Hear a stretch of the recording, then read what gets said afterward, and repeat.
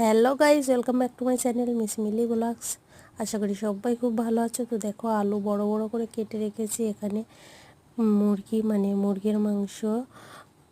তো এটা আমি ম্যারিনেট করে রেখে দিয়েছি।